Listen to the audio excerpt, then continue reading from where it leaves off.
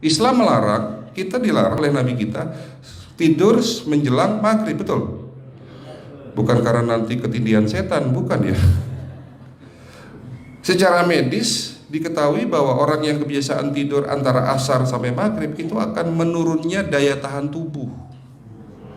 Jadi gampang sakit infeksi Pak kalau Bapak tidur menjelang maghrib.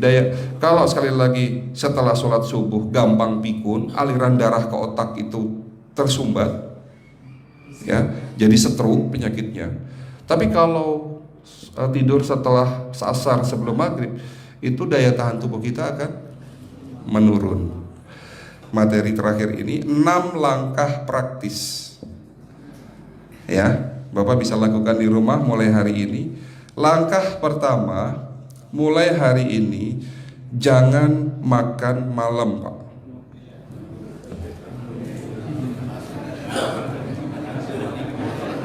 Ya, ala bisa karena biasa. Memang awalnya sulit, yang sudah kebiasaan makan malam itu sulit. Alasannya nanti nggak bisa tidur dok, betul ya? Nanti perutnya kembung, mual dan sebagainya. Itu karena kebiasaan. Dulu pun saya begitu. Tapi kalau sekali-sekali boleh Pak. Misalnya diundang hajatan gitu, tetangga ada yang kawinan hajatan, ya udah apa-apa, menghargai itu makan malam. Tapi sekali-sekali itu. Tapi kalau tiap hari ini yang nggak boleh, betul ya Pak? Jangan makan berlebihan dan jangan makan malam. Makan sate boleh nggak Pak? Boleh, siapa bilang nggak boleh? Sate itu, Bapak tahu daging kambing? Daging kambing, daging domba adalah makanan sehat, tidak berkolesterol.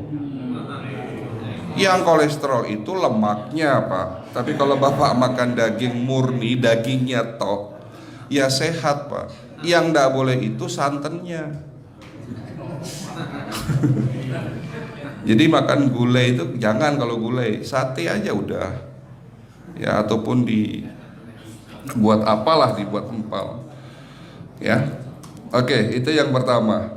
Yang kedua, tolong catat, jangan tidur larut malam Pak.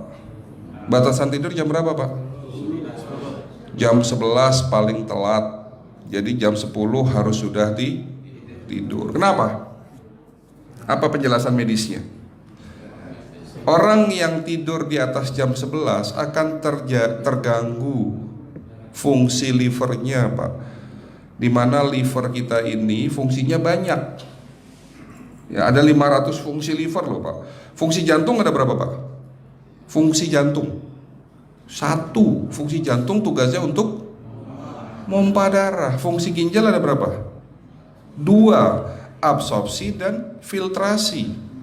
Fungsi liver 500 fungsi. Jadi organ yang paling berat dalam tubuh kita kerjanya adalah liver. Liver akan rusak manakala kalau kita tidur di atas jam 11 malam. Berarti 500 fungsi liver bisa rusak Pak. Ini salah satu penyebab diabetes. Bukan hanya kerusakan pankreas, tapi rusaknya liver bisa jadi penyakit diabetes Pak. Jadi kalau sakit diabetes itu yang terganggu itu sebetulnya bukan hanya pankreasnya, livernya pun rusak, ususnya pun rusak. Makanya dalam pengobatan diabetes di klinik kami itu bukan hanya ngobatin pankreas, tapi 3 organ penting ini saya obati: usus, liver, dan pankreas. Kebanyakan kenapa? Kalau dalam pengobatan tradisional mereka tahunya diabetes itu hanya pankreas, ya kan? Tapi di sini dalam pengobatan holistik, orang yang kena liver itu 3 organ ini pasti rusak: usus, liver, dan pankreas. Salah satu penyebab dari kerusakan liver akibat kebiasaan tidur larut malam. Jadi salah satu penyebab diabetes pun bisa karena tidur larut malam. Ya, batasan tidur jam berapa? Sekali lagi, jam 11 harus sudah tidur pulas. Jadi jam 10, setengah 11 paling lambat kita harus tidur pulas. Nanti setelah jam 1 boleh bangun. Yang penting jam 11 sampai jam 1 ini harus tidur pulas. Jadi kalau Bapak mau sholat tahajud jam 2, setengah 3 ya monggo, ya. Oke, itu yang kedua. Yang ketiga, air putih Pak dijaga 2 liter sehari. Bagaimana cara minumnya yang baik? Rasulullah sudah ngajarin kita ada 6 sunnah.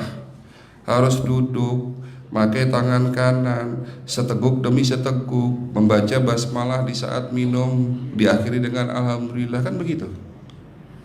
Ya, pagi hari minum 1 gelas bangun tidur sebelum sholat subuh. Setelah sholat subuh boleh teh, tapi juga dibilas dengan 1 gelas air putih. Sebelum mandi nanti Pak, minum air hangat. Kalau Bapak mandinya pakai air dingin boleh, tapi sebelum mandi minum air hangat, biar tubuh kita ini jangan terlalu dingin di saat kita kena air dingin.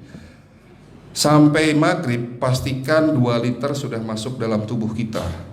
Malam mau tidur, tolong perhatikan Ibu ya, malam mau tidur jangan banyak-banyak minum. Nggak boleh minum malam itu segelas sampai 2 gelas mau tidur, cukup seteguk 2 teguk saja. Karena kalau sampai kita minum mau tidur 1 gelas besar, ginjalnya malah rusak Pak. Ya. Oke, itu yang ketiga. Yang keempat, puasa. Lakukan puasa secara rutin, insya Allah kita sehat. Nah, untuk penjelasan atau materi puasa nanti bisa hubungin staf saya. Nanti di bulan Ramadan tahun ini, kalau memang masih ada slot 1 sampai hari ke-20, saya bisa mengisi manasik kesehatan yang berkaitan dengan manfaat puasa untuk kesehatan. Insya Allah kalau memang masih ada slot waktunya, karena kita di bulan Ramadan hanya 20 hari kita mengisi manasik. Ya. Oke, itu yang keempat. Langkah keempat. Langkah 1, 2, 3, 4. Langkah kelima. Nah, sebelum saya menjawab yang kelima, saya ingin membacakan sebuah sabda Rasulullah. Rasulullah bersabda, di dalam tubuhmu ada segumpal daging. Jika segumpal daging itu sakit, akan sakitlah seluruh tubuhmu. Dan jika segumpal daging itu rusak, akan rusaklah seluruh tubuhmu. Apa itu segumpal daging? Segumpal daging itu adalah hati. Tapi ternyata yang dimaksud Rasulullah itu bukan liver Pak. Yang dimaksud Rasulullah adalah hati kita, roh kita, jiwa kita, perasaan kita. Kalau hati kita rusak, kita banyak penyakit hati, iri, dengki, sombong, takabur dan sebagainya. Penyakit fisik akan muncul dalam tubuh kita. Ya, tidak ada orang stres itu sehat, betul tidak Pak? Tidak ada orang yang suka marah-marah itu sehat, betul tidak? Bahkan Rasulullah mengajar senyum adalah ibadah. Senangkan orang lain, permudah urusan orang lain, insya Allah kita sehat. Ya. Jadi itu langkah ke-5. Langkah 1 sampai langkah ke-5 sifatnya individual. Bapak bisa lakukan sendiri di rumah. Tapi langkah ke-6 ini butuh bantuan pihak dokter atau rumah sakit. Kira-kira langkah ke-6 apa Pak? Lakukan pemeriksaan sebelum sakit. Jadi periksa itu jangan nunggu sakit baru periksa. Jangan seperti kayak Bu Ustazah tadi, diajak periksa, jawabannya takut ketahuan penyakitnya. Setelah stroke baru datang ke klinik untuk minta diperiksa. Kalau sudah stroke susah nggak nyembuhinnya Pak? Kata kayak beliau nih, sudah 2 tahun tidak sembuh-sembuh karena sudah terlanjur stroke. Tapi kalau beliau melakukan general check up, mohon maaf ya Pak, kalau beliau melakukan general check up rutin, insya Allah tidak akan kena stroke, karena sebelum stroke sudah diobati dulu. Karena stroke ini bisa kita lihat dalam scanning dengan alat yang saya punya, insya Allah kelihatan ini. Oh ini sudah mulai ada tanda-tanda mau penyumbatan, buru-buru diobati. Memang takut Pak, tapi pesan saya jangan takut. Ya, lakukan pemeriksaan supaya kita tahu, supaya kita kenal. Gitu ya Pak. Jadi kira-kira di jemaah ini ada enggak yang mau saya ajak periksa kita semua? Pesan terakhir dari saya, lakukan pemeriksaan sebelum terlambat. Ini pesan saya dan pesan seluruh dokter di dunia sebetulnya. Lakukan pemeriksaan sebelum terlambat. Ya, karena dengan kita melakukan pemeriksaan kita akan kenal tubuh kita. Kalau sudah kenal kita akan sayang sama tubuh kita. Betul Pak? Ada pepatah mengatakan tidak kenal tidak sayang. Cukup sekian dari saya. Mohon maaf kalau penyampaian kami kurang baik.